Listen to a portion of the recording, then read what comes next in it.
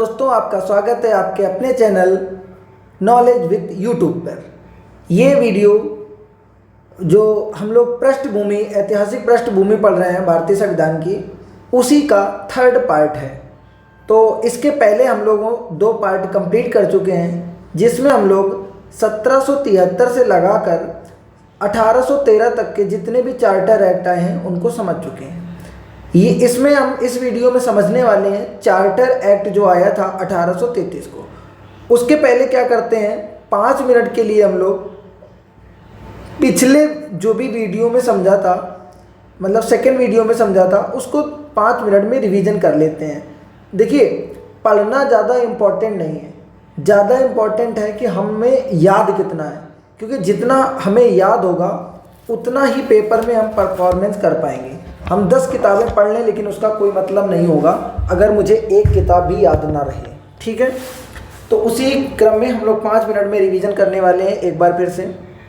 देखिए, सबसे पहले अगर कल बात करें तो हम लोगों ने एक 1773 का जो भी रेगुलेटिंग एक्ट पढ़ा था, उसमें कुछ कमियां थी। कमियों को दूर करने के लिए 1773 के रेगुलेटिंग एक्ट की कमियों को दूर करने के लिए हमारा 1781 में आया था एक्ट ऑफ सेटलमेंट आया गया था। ठीक है, इसके बाद एक 1784 में आया, उसके बाद एक 1786 में आया, और इसके 20 साल के बाद अगला रेगुलेटिंग एक्ट आया था 1793 में।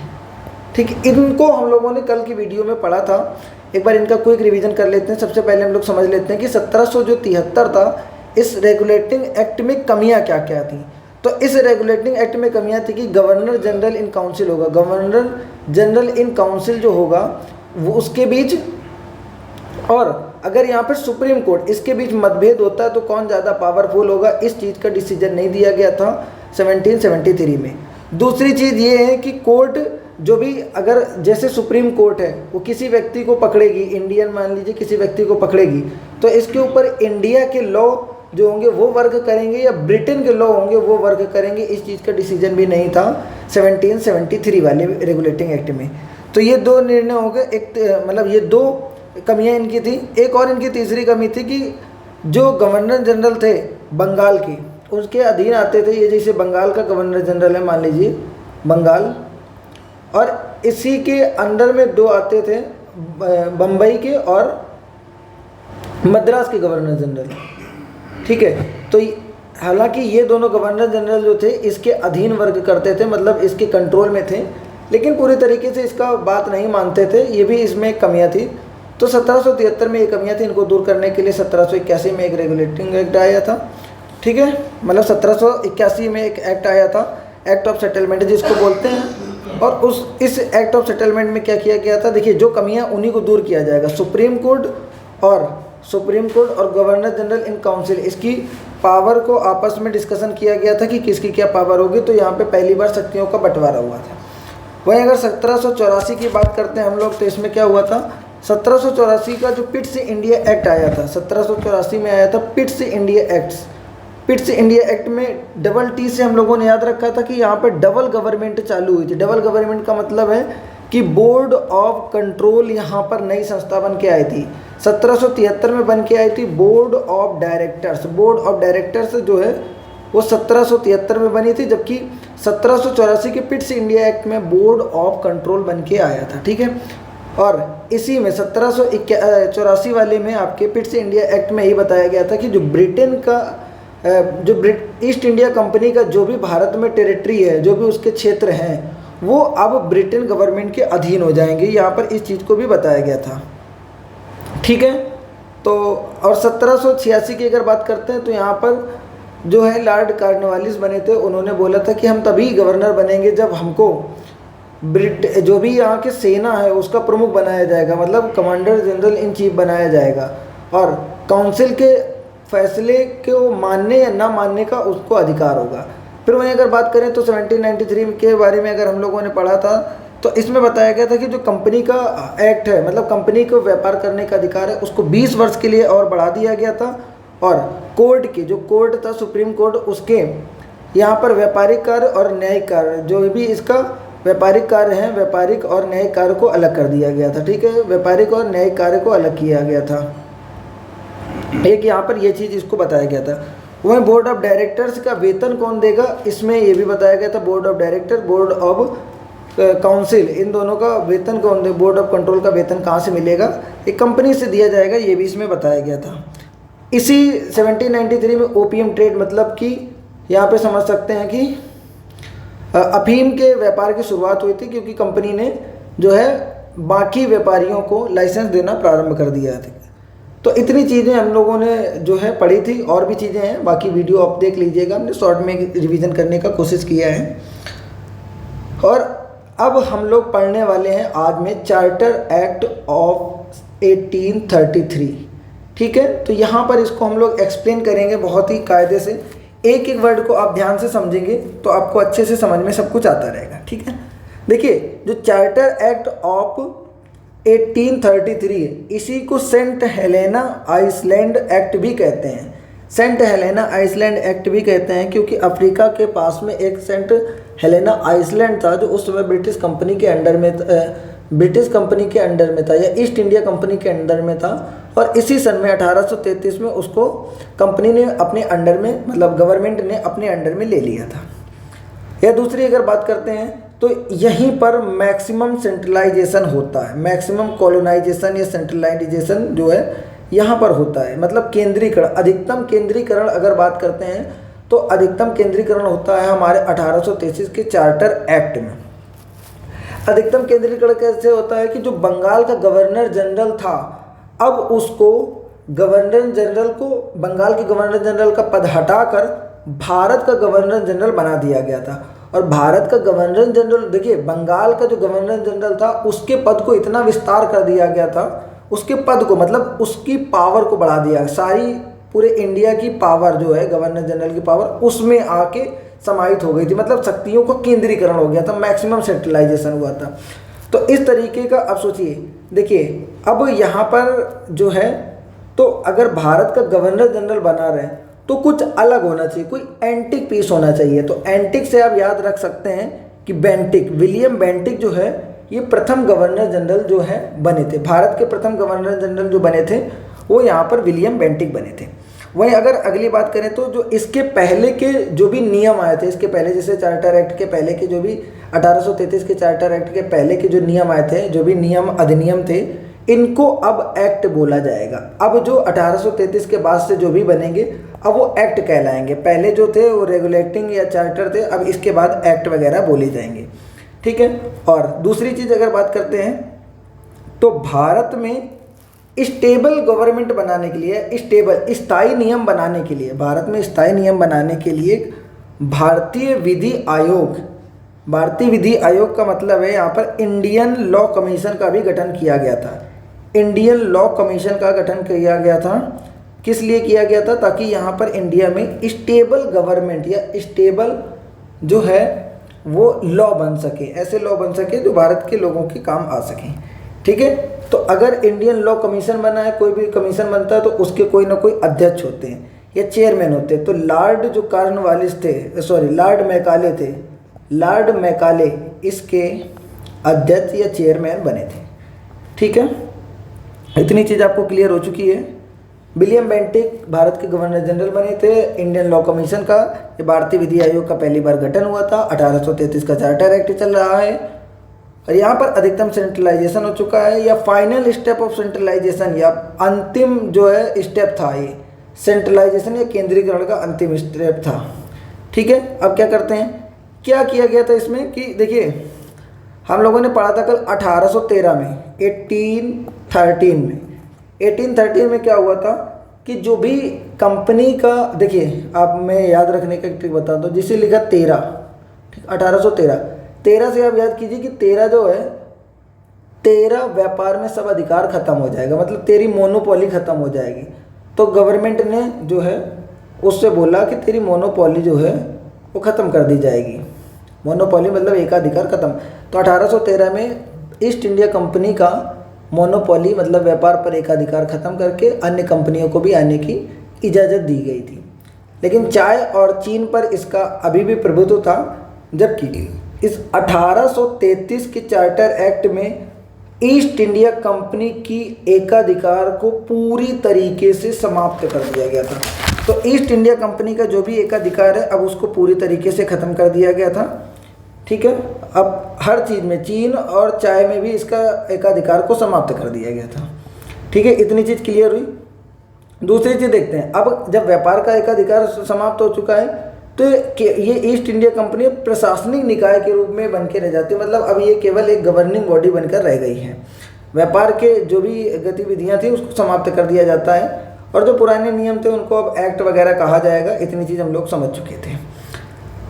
अगली बात करते हैं, तो यहाँ पर देखिए क्या होता है कि हाँ, एक बहुत इंपॉर्टेंट पॉइंट है यहाँ पर कि 1833 का जो ये चार्टर एक्ट था या जिसको रेगुलेटिंग एक्ट बोलते हैं, इसी में सबसे पहले जो है सिविल सेवकों की ओपन भर्ती कराने का प्रयत्न किया गया था। मतलब ओपन भर्ती का मतलब कोई भी, चाहे वो भारतीय हो या विदेश या अंग्रेज वगैरह हो, इनमें से कोई भी हो, वो सिविल सेवक की भर्ती में एग्ज़ाम में भाग ले सकता है। ठीक है, पार्टिसिपेशन कर सकता है। लेकिन जो बोर्ड ऑफ डायरेक्टर्स का पद था उसने इस चीज़ का विरोध किया, जिसकी वजह से 1833 में सिविल सेवकों की जो खुली प्रतियोगिता थी वो नहीं हो पाई थी। अगर 1833 में हुई सिविल सेवकों की खुली प्रतियोगिता होती तो उस समय ही भारतीयों को अधिकार मिलता कि वो सिविल सेवा का मतलब एग्ज़ाम वगैरह देकर ऊंची पोस्ट पर पहुंच सकें। ठीक है, बोर्ड ऑफ डायरेक्टर्स ने विरोध किया और ऐसा कुछ हो ना पाया। बोर्ड ऑफ डायरेक्टर्स ने, अगर जाना जाए विरोध क्यों किया, तो अब समझिए, बोर्ड ऑफ डायरेक्टर्स जो हैं उसके सारे के सारे मेंबर जो थे वो ब्रिटेन के थे। ब्रिटेन मतलब ईस्ट इंडिया कंपनी में सब अंग्रेज़ थे। अब आप खुद सोचिए कि अंग्रेज कभी चाहेंगे कि उनके बराबर या उनसे एक स्टेप नीचे कोई भी भारतीय जो है वो अधिकारी बन के रहे। आप खुद सोचिए कि अगर ये अंग्रेज हैं तो ये कभी नहीं चाहेंगे, ठीक है, ये कभी नहीं चाहेंगे कि कोई भी यहाँ पर आए, ये कभी भी नहीं चाहेंगे कि कोई भी इंडियन जो है ऊंची पोस्ट पर आए। इसीलिए इन्होंने बोर्ड ऑफ डायरेक्टर्स के जो सदस्य हैं उन्होंने विरोध किया था और ओपन जो भर्ती होने वाली थी सिविल सेवकों की वो नहीं हो पाई।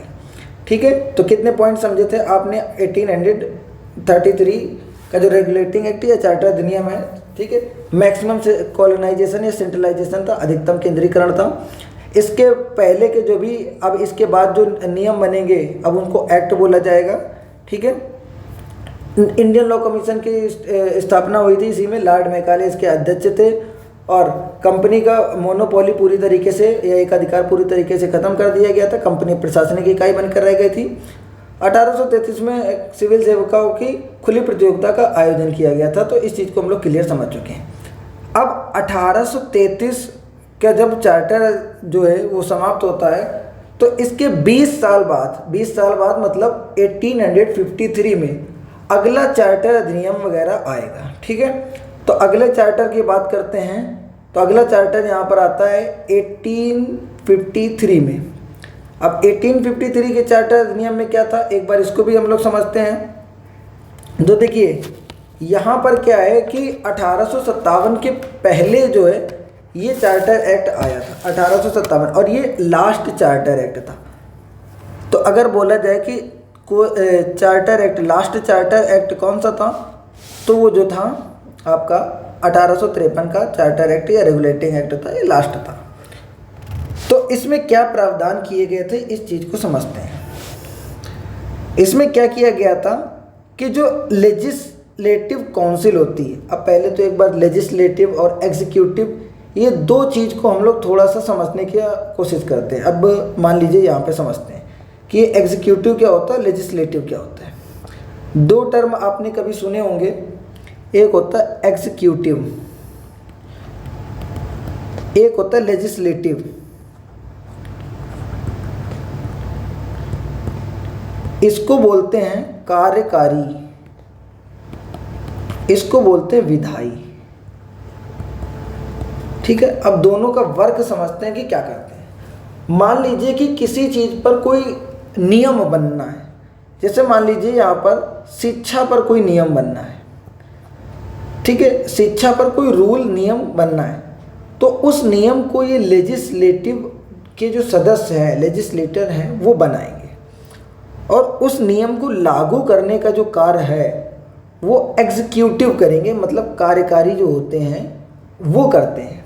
ठीक है, समझ में आया लेजिस्लेटिव क्या चीज़ होती है और एग्जीक्यूटिव क्या चीज़ होती है। तो यहाँ पर लेजिस्लेटिव वो होते हैं जो नियम बनाते हैं और उनको जो लागू करते हैं वो कार्यकारी या एग्जीक्यूटिव होते हैं। एग्जाम्पल के तौर पर अगर समझा जाए यहाँ पर, ठीक है, तो जैसे कि मान लीजिए कि प्रधानमंत्री हैं अपने पीएम, वो लेजिस्लेटिव है, विधायी या विधायक हैं, ठीक है, विधायी के अंग हैं। अब ये नियम बनाते हैं और इन नियम को लागू करने वाले कौन होते हैं? आईएएस या पीसीएस वगैरह जो कार्यकारी हैं, आईएएस या आईपीएस वगैरह जो कार्यकारी होते हैं, ये इन नियमों को लागू करते हैं। मतलब फील्ड पे जो वर्क करते हैं, जो लास्ट स्टेज में वर्क करते हैं जाके, वो यहाँ पर कार्यकारी एग्जीक्यूटिव होते हैं। तो लेजिस्लेटिव और एग्जीक्यूटिव आप आई थिंक समझ चुके होंगे। ठीक है, एक और टर्म होता है यहाँ पर लेजिस्लेटिव एग्जीक्यूटिव के साथ साथ एक लास्ट टर्म या एक और टर्म होता है जुडिशियल। जुडिशियल जो न्यायिक वर्ग को करते हैं, जुडिशियल। ठीक है, एक और लास्ट टर्म था जुडिशियल। जुडिशियल मतलब न्यायिक कार्य को करने वाले, जैसे हाई कोर्ट और सुप्रीम कोर्ट के जो भी जज वगैरह होते हैं वो आपके जुडिशियल के अंदर आते हैं। ठीक है, तो हम लोग कार्यपालक मतलब कार्यकारी या कार्यपालक या एग्जीक्यूटिव को समझ चुके हैं, विधायी मतलब लेजिस्लेटिव या विधायिका को समझ चुके हैं। ठीक है, विधायिका के अंदर जैसे हमारे पार्लियामेंट आ जाता है, विधानसभा और विधान परिषद, ये सब आ जाते हैं। ठीक है, तो इस चीज़ को क्लियर समझ चुके हैं। तो 1853 का जो हम लोग चार्टर अधिनियम पढ़ रहे थे, इसमें से समझते हैं कि ये एक लास्ट चार्टर अधिनियम था। लास्ट कैसे था? क्योंकि इसके बाद क्या है कि सैनिक विद्रोह हो गया था, 1857 की क्रांति हो गई थी, उसके बाद में कंपनी का शासन चालू हो गया था और गवर्नमेंट का शासन चालू हो गया था और कंपनी का शासन उस समय बंद हो चुका था। तो ये लास्ट चार्टर एक्ट था। हाँ, इसने संवैधानिक ढांचा बनाने का प्रयत्न किया था थोड़ा सा, क्योंकि इसने क्या है कि एक मिनी पार्लियामेंट की शुरुआत की थी। मिनी पार्लियामेंट का मतलब है कि जैसे संसद है अभी का, तो उसी तरीके का एक छोटा सा पार्ट बनाया था संसद का, जिसको लेजिस्लेटिव काउंसिल बोलते थे। ठीक है, तो इसके तहत क्या किया गया था? लेजिस्लेटिव काउंसिल का गठन किया गया था, काउंसिल बनाया गया था। ठीक है, इसमें क्या थे? लेजिस्लेटिव काउंसिल में 12 मेंबर थे। तो अगर बात करते हैं लेजिस्लेटिव का मतलब विधायी काउंसिल, विधायी समिति जो है वो बनाई गई थी। ठीक है, तो यहाँ पर विधायी समिति का गठन किया गया था और इसमें 12 सदस्य थे। इसी को बोलते हैं मिनी पार्लियामेंट। याद रखेंगे, बहुत इंपॉर्टेंट है, मिनी पार्लियामेंट। तो यहाँ पर मिनी पार्लियामेंट का गठन जो है 1853 में किया गया था। ठीक है, और क्या किया गया? हाँ, इस देखिए जो मिनी पार्लियामेंट या लेजिस्लेटिव काउंसिल है, इसी के तहत अब 1853 के जो मिनी पार्लियामेंट बनी थी, इसी के तहत जो आधुनिक पार्लियामेंट है, आधुनिक संसद है, उसकी नींव भी इसी एक्ट के तहत पड़ी है। आप इस चीज़ को याद रखिए, जो आधुनिक पार्लियामेंट है उसकी नींव इसी के रूप में पड़ी है, मतलब इसी से प्रेरित होकर पड़ी है। ठीक है, फिर अगर यहाँ पर इतनी चीज़ हम लोग क्लियरली समझ चुके हैं। इंडियन सेंट्रल काउंसिल का गठन हुआ था, भारतीय केंद्रीय विधान परिषद का भी गठन किया गया था। भारतीय केंद्रीय विधान परिषद का भी गठन किया गया था, भारतीय केंद्रीय विधान परिषद। ठीक है, इसका भी गठन किया गया था इसी एक्ट के तहत, जो है 1853 के एक्ट के तहत किया गया था। भारतीय केंद्रीय विधान परिषद का गठन किया गया था। अगली चीज़ क्या जानते हैं कि पहली बार जो गवर्नर जनरल था, ठीक है, गवर्नर जनरल, अब थोड़ा सा इधर नीचे समझते हैं। ठीक है, जो गवर्नर जनरल ऑफ इंडिया है, इसके गवर्नर जनरल ऑफ इंडिया, इसके प्रशासनिक और विधायी कार्यों को अलग अलग किया गया था। मतलब प्रशासनिक इसके कार्य क्या होंगे, उस चीज़ को प्रशासनिक और विधायी कार्यों को यहाँ पर अलग अलग किया गया था। ठीक है, यहाँ पर पहली बार जो है, देखिए पहली बार तो जो है ओपन भर्ती, जो सिविल सेवकों की ओपन भर्ती का प्रयास किया गया था, वो 1833 में किया गया था, लेकिन पूरा नहीं हो पाया था। ठीक है, तो इस चीज़ को अब 1853 में पहली बार सिविल सेवकों की खुली प्रतियोगिता का आयोजन किया गया और 1954 में जो है ये प्रतियोगिता हुई। इसके जो अध्यक्ष बनाए गए या इसके लिए एक समिति का गठन किया गया था, उसका नाम था मैकाले समिति। ठीक है, मैकाले समिति बनी थी। अगर कभी क्वेश्चन आ जाता है मान लीजिए कि मैकाले समिति किससे संबंधित थी, तो मैकाले जो समिति थी वो सिविल सेवकों की खुली प्रतियोगिता के लिए संबंधित थी। ठीक है, इतनी चीज़ क्लियर समझ में आई। अगली चीज़ क्या समझने वाले हैं कि हम लोग जो गवर्नर जनरल की परिषद है, देखिए गवर्नर जनरल जो थे उसके लिए एक परिषद का, देखिए इसमें प्रथम बार केंद्रीय विधान परिषद का गठन किया गया था। आपको इस जगह बताया केंद्रीय विधान परिषद का गठन किया गया था। ठीक है, और गवर्नर जनरल जो था उसके लिए एक परिषद का गठन किया गया था। परिषद का मतलब उसके हेल्प के लिए एक अलग से, पहले काउंसिल ऑफ 4 थी, उसी तरीके अब गवर्नर जनरल परिषद का गठन किया गया था। 4 की जगह इसमें 6 सदस्य हुआ करते थे, और जो 6 सदस्य थे उसमें 4 का चुनाव जो होता था वो प्रांतों से होता था। प्रांत का मतलब जो है भारत के अलग अलग, जहाँ पर ब्रिटिश कंपनी का डायरेक्ट जो है शासन नहीं चल रहा है, वहाँ पे बंगाल, मद्रास, बम्बई और आगरा, बंगाल, मद्रास और बम्बई और आगरा, इन 4 जो है प्रांत, इससे सदस्य लिए गए थे। गवर्नर जनरल जो था उसकी जो परिषद बनी थी उसमें 6 सदस्य होने थे, उसमें से जो 4 सदस्य थे वो स्थानीय प्रांत जो है बंगाल, बम्बई, मद्रास और आगरा से लिए गए थे। ठीक है, अब इसमें क्या किया गया कि जो कंपनी का शासन था उसको विस्तारित किया गया। कंपनी का शासन क्या, कंपनी का जो है इसको पूरी तरीके से डिमोलिश कर दिया गया, और यहाँ पर गवर्नमेंट जो है ब्रिटेन गवर्नमेंट वो वर्क कर रही है।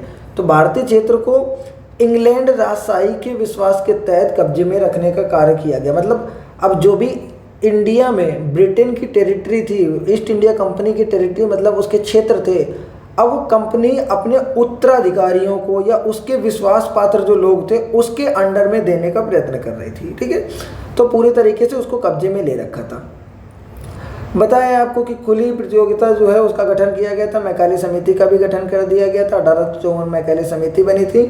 ठीक है, और मिनी पार्लियामेंट के बारे में आपने समझा है कि यहाँ पर एक बनाया गया था, 12 सदस्यों की एक विधायी समिति का गठन किया गया था। छोटी सी विधायी समिति बनाई गई थी पहली बार। ठीक है, भारतीय केंद्रीय विधान परिषद बता दिया गया है। एक चीज़ और इसमें समझने का प्रयत्न करते हैं थोड़ा सा, कि देखिए इसको मैं इरेज करता हूँ एक बार, फिर आपको क्लियर समझ में आ जाएगा। तो जो उस समय ओपन भर्ती चालू हुई थी सिविल सेवकों की, वो 2 तरीके की थी। सिविल सेवक इसमें 2 थे। 2 तरीके का मतलब है, एक थोड़ा लोअर सिविल सर्विस थी। लोअर मतलब थोड़ा लो जॉब थी सिविल सर्विस में, जैसे अभी भी रैंक कम वालों को मिलती, उस तरीके का। दूसरी थी एक higher civil service. Higher civil service का मतलब अभी भी जो हायर पोस्ट मिलती हैं जाके, ठीक है, higher civil service, lower civil service. जो लोअर सिविल सर्विस थी उसके जो है एग्ज़ाम वगैरह सब इंडिया में ही कंडक्ट कर दिए जाते थे, सब कुछ यहीं पे हो जाता था। जबकि हायर सिविल सर्विस है, अगर उसकी प्रतियोगिता देनी है तो उसकी प्रतियोगिता देने के लिए आपको रिकमेंडेशन चाहिए होती थी। पहली बात तो एक इसकी ये कहाँ पे इसका एग्ज़ाम होता था, एक ब्रिटेन में ही यूनिवर्सिटी थी, हैलेबर्ग यूनिवर्सिटी, हैलेब्री यूनिवर्सिटी। ठीक है, हैलेब्री यूनिवर्सिटी जो थी उसी में इसका जो है एग्ज़ाम होता था। इसके लिए क्या करना पड़ता था, अगर आपको बोर्ड ऑफ डायरेक्टर्स, ठीक है, अगर आपको बोर्ड ऑफ डायरेक्टर्स का रिकमेंडेशन मिलेगा, अगर वो अनुसरण करेंगे, वो आपका हेल्प करेंगे, वो चाहेंगे, तभी आप इस एग्ज़ाम को दे पाएंगे हाईली सिविल सर्विस के लिए, अन्यथा नहीं दे पाएंगे। अब आप समझ सकते हैं कि बोर्ड ऑफ डायरेक्टर्स जो 1833 में पहले ही नहीं चाह रहा था कि कोई भी सदस्य जो है वो इंडिया का जो कोई भी सदस्य है वो ऊंचा अधिकारी बने, तो ये अब भला चाहेगा कि कोई हायर सिविल सर्विस एग्ज़ाम दे के हैलेब्री को यूनिवर्सिटी में जाके इसको एग्ज़ाम को पास करे, तो ऐसा तो नामुमकिन था, तो ये तो होने वाला नहीं था। ठीक है, तो 1800 जो यहाँ पर 53 है या 1853 है, इसका चार्टर एक्ट था, इसको हम लोगों ने समझा है। एक बार शॉर्ट रिवीजन है।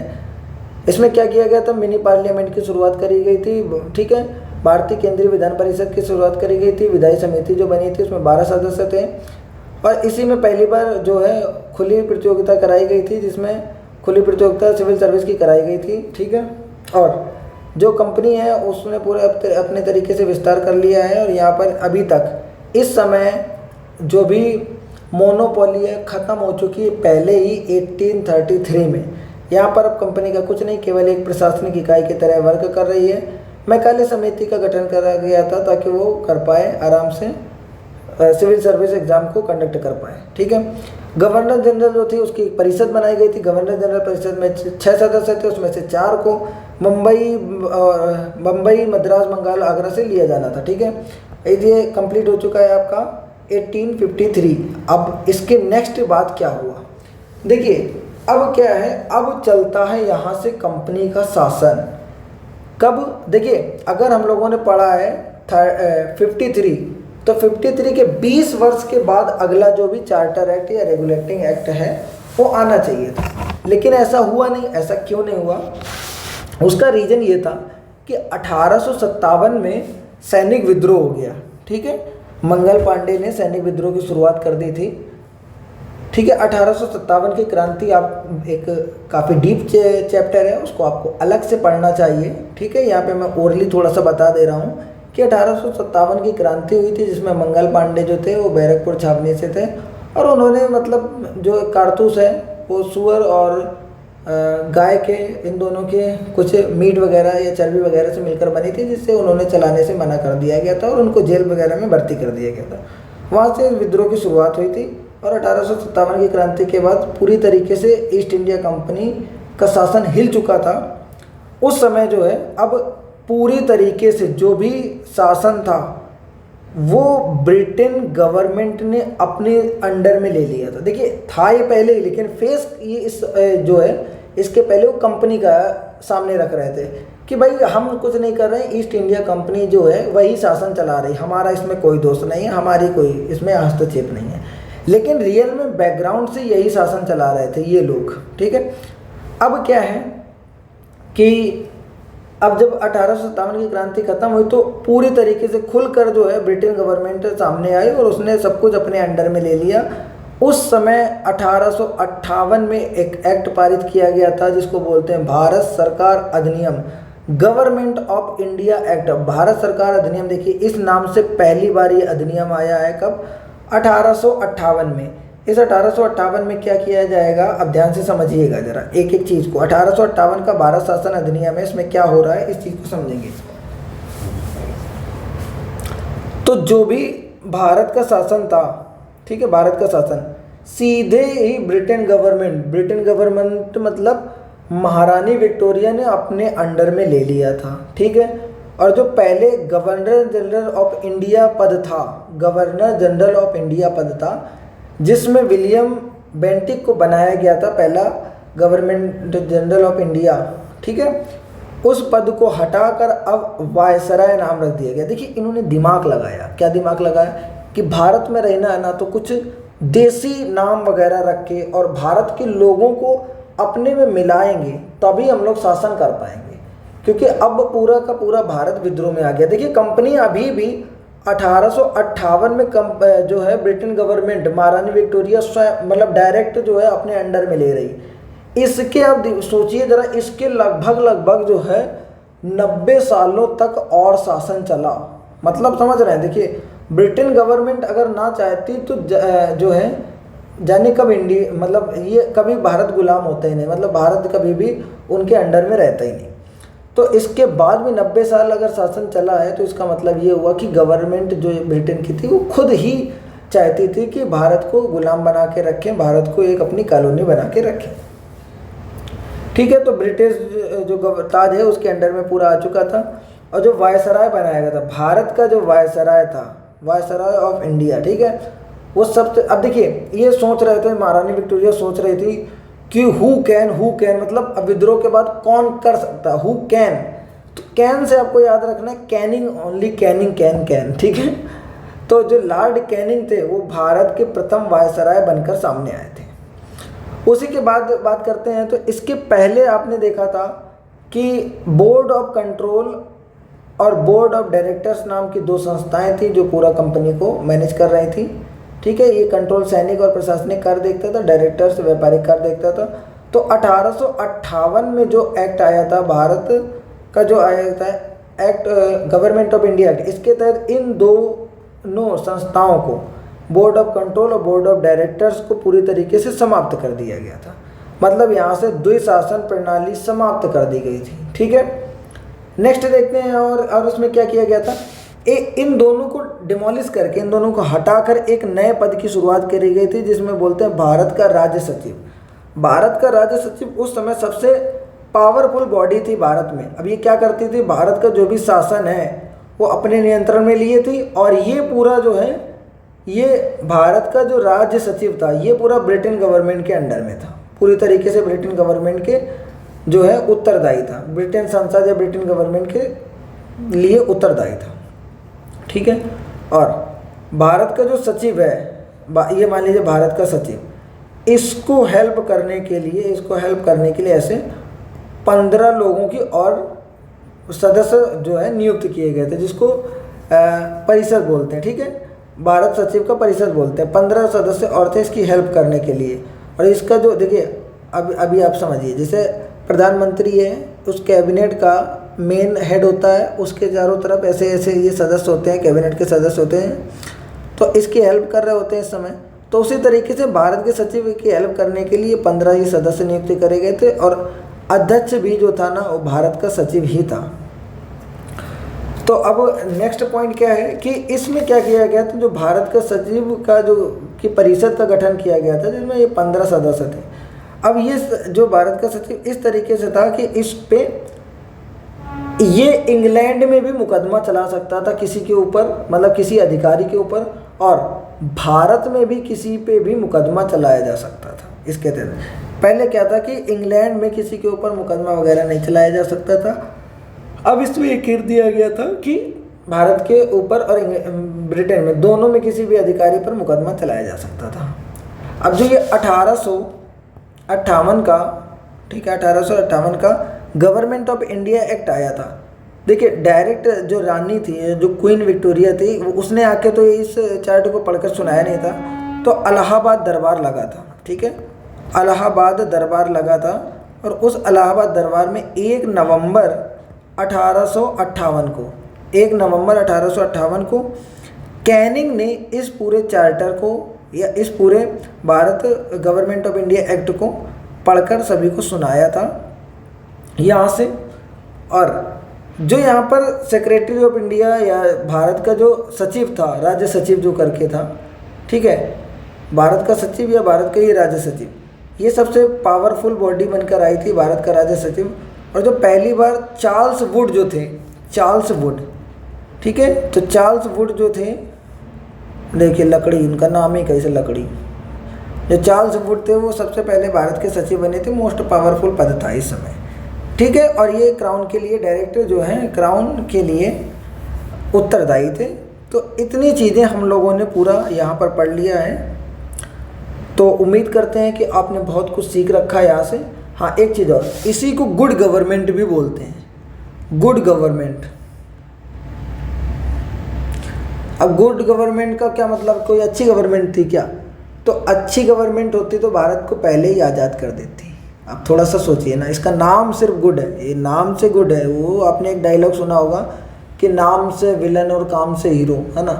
तो ये नाम से तो हीरो है लेकिन काम से विलन है, उल्टा है उसका। ठीक है, तो गुड गवर्नमेंट में क्या था, इसका सीधा सा आप मतलब समझिए कि एक रिस्पॉन्सिबल गवर्नमेंट थी। ठीक है, रिस्पॉन्सिबल गवर्नमेंट थी, ना कि बहुत ही अच्छी गवर्नमेंट थी। ठीक है, रिस्पॉन्सिबिलिटीज़ थी इसमें। तो उम्मीद करते हैं कि आपने 1858 तक का जो भारत शासन अधिनियम है, ठीक है, ये गवर्नमेंट ऑफ इंडिया एक्ट है, यहाँ तक सब कुछ समझ लिया होगा। अगर आपको कोई भी प्रॉब्लम होती है तो आप कमेंट में उस चीज़ को सुझाव वगैरह दे सकते हैं। और इसके बाद हम लोग क्या करने वाले हैं, इसके बाद अभी कल वाले में जो नेक्स्ट वीडियो आएगा उसमें हम लोग क्या करेंगे, अभी 1773 से लगाकर 1773 से ये 1858 तक के जितने भी हम लोगों ने ये एक्ट या रेगुलेटिंग एक्ट जो भी पढ़ा है, इससे रिलेटेड जितने भी क्वेश्चन बन सकते हैं प्रीवियस ईयर के किसी एग्ज़ाम में आए हैं, उन क्वेश्चंस को हम लोग सॉल्व करेंगे ताकि एक साथ हमारा रिवीजन हो जाए। अगर आपको वीडियो अच्छा लगा है तो प्लीज़ इस वीडियो को लाइक कर दें। ठीक है, और हमें कैसे सपोर्ट करना है ये आपको बताने की ज़रूरत नहीं है, आप खुद इतने समझदार हैं अगर इस चीज़ यहाँ तक पढ़ रहे हैं तो। ठीक है, तो थैंक यू फॉर वॉचिंग और जुड़े रहिए हमारे वीडियो लेक्चर सीरीज़ से।